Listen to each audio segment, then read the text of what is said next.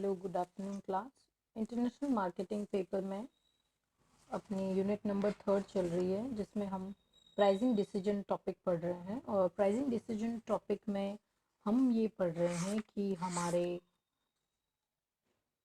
Pricing determination में या मूल्य निर्धारण की विधियां कौन कौन सी हैं, जिसमें हमने cost plus method, break even pricing method, market oriented pricing method के बारे में पढ़ा है। आज हम अपना नेक्स्ट टॉपिक, जिसका नाम है ट्रांसफर प्राइसिंग, हस्तांतरण मूल्य निर्धारण स्ट्रेटेजी के बारे में पढ़ेंगे।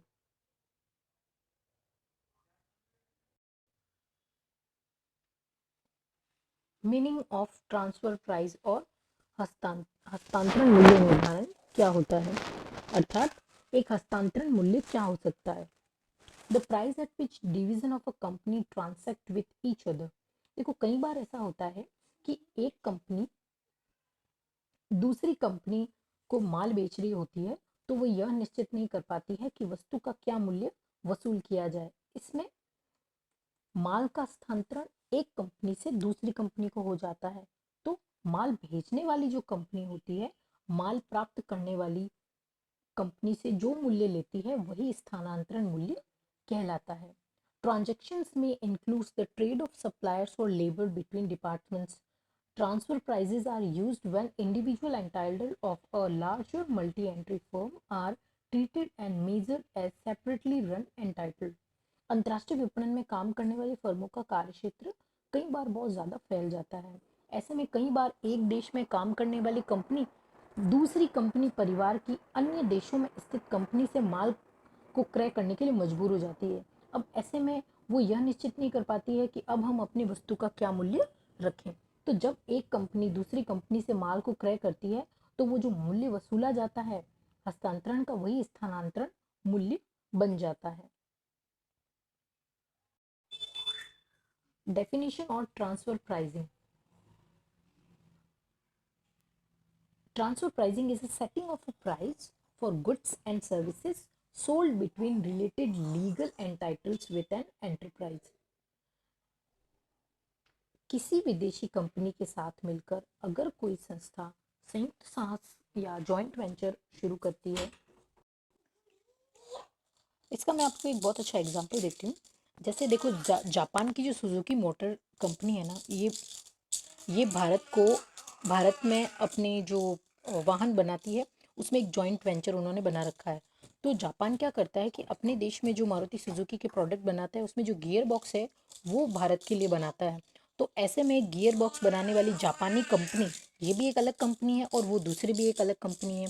तो ये अपने रिलेशंस को मेंटेन करने के साथ साथ में यह निश्चित करती है कि वो, यानी कि सुजुकी मारुति से क्या मूल्य वसूल करेगी। तो इसीलिए इसे एक स्थानांतरण मूल्य की आवश्यकता होती है, और उसे ही हम स्थानांतरण मूल्य कहते हैं। जब एक कंपनी दूसरी कंपनी से कुछ माल क्रय करती है, तो उसका एक निश्चित मूल्य मांगती है।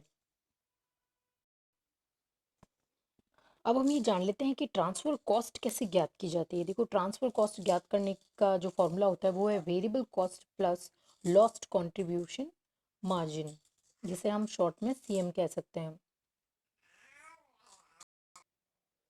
अब हम ये जान लेते हैं कि जब हस्तांतरण मूल्य वसूल किया जाता है, तो कौन कौन सी टेक्निक को कोई भी कंपनी अपनाती है। तो देखिए कि जो ट्रांसफर वैल्यू होती है वो इन सारी प्राइस के बेसिस पर फिक्स किए जाते हैं, जैसे मार्केट रेट पर, एडजस्टमेंट मार्केट रेट पर, नेगोशिएट रेट पर, कंट्रीब्यूटिंग मार्जिन पर, कॉस्ट प्लस पर और कॉस्ट बेस्ड पर भी हस्तांतरण मूल्य निश्चित किया जाता है। अब इनमें से जो सबसे प्रमुख विधि है, उनके बारे में हम आगे डिस्कस करेंगे। सबसे पहली जो स्थानांतरण मूल्य वसूल करने की विधि जिसके बारे में हम पढ़ेंगे, उसका नाम है मार्केट रेट ट्रांसफर प्राइसिंग, या हम इसे बाजार मूल्य पर हस्तांतरण, ट्रांसफर एट मार्केट प्राइस नाम से जानते हैं। यह विधि उत्पादन लागत के आधार पर हस्तांतरण मूल्य वसूल करने की बिल्कुल एक अलग विधि है। इस विधि के अंतर्गत माल भेजने वाली इकाई प्राप्त करने वाली इकाई से माल का बाजार मूल्य वसूल करती है, यानी माल प्राप्त करने वाली इकाई के साथ अन्य ग्राहकों की तरह ही व्यवहार किया जाता है और माल भेजने वाली इकाई का उत्पादन विभाग इस विधि को पसंद भी करता है, क्योंकि इसमें वे देशी और विदेशी दोनों बाजार में अच्छा कार्य निष्पादन दिखा पाते हैं। The simplest and the most elegant transfer price is to use the market price. By doing so, the upstream subsidiary can sell either internally or externally and earn the same profit with either option. It also earns the highest possible profit rather than being subject to odd profit vagaries that can occur under mandated prices scheme. उत्पादन लागत आधारित विधि से माल प्राप्त करने वाली इकाई को फायदा हो जाता है। जिस देश में भी माल भेजा जा रहा है उस देश में कर आधारित इस विधि को पसंद करते हैं, क्योंकि इसमें उनके देश को पूरे के पूरे लाभ प्राप्त होते हैं और इसके अलावा माल भेजने वाली इकाई भी लाभप्रद विक्रय परिणाम प्राप्त करती है। नेक्स्ट आता है negotiated transfer pricing. It may be necessary to negotiate a transfer price between subsidiaries without using any market price as a baseline. This situation arises when there is no discernible market price because the market is very small or the goods are highly customized. This results in prices that are based on the relative उत्पादन लागत और बाजार मूल्य के आधार पर हस्तांतरण मूल्य वसूल करना अतिवादी दृष्टिकोण के परिचायक होते हैं। अतिवादी विधियों के बीच का रास्ता लागत जोड़ विधि है। इस विधि के अंतर्गत माल भेजने वाली इकाई हम बात कर रहे हैं नेगोशिएटेड ट्रांसफर प्राइसिंग की, तो पहले से समझ लेते हैं, उसके बाद में कॉस्ट प्लस के बारे में पढ़ेंगे। मूल्य वसूल करने की इस विधि के अंतर्गत माल भेजने वाली इकाई जिस भी इकाई को माल भेज रही होती है, दोनों के जो मैनेजर होते हैं वो पारस्परिक बातचीत के आधार पर हस्तांतरण का मूल्य निश्चित करते हैं। जब नेगोशिएटिंग होती है, उनके बीच में कोई डील होती है, उसके तहत वो जो मूल्य निश्चित करते हैं वही अपने उत्पाद का मूल्य विचार विमर्श के आधार पर तय कर लिया जाता है। अब हम पढ़ते हैं कॉस्ट प्लस ट्रांसफर प्राइसिंग क्या होता है, जिसे हम लागत जोड़ विधि के नाम से भी जानते हैं। उत्पादन लागत और बाजार मूल्य के आधार पर हस्तांतरण मूल्य वसूल करने के लिए वो क्या करते हैं, एक बीच का रास्ता अपनाते हैं जिसे हम कहते हैं लागत जोड़ विधि। इस विधि के अंतर्गत माल भेजने वाली इकाई की जो उत्पादन लागत आती है उसके आधार पर ही वो अपनी मूल्य निश्चित कर लेते हैं।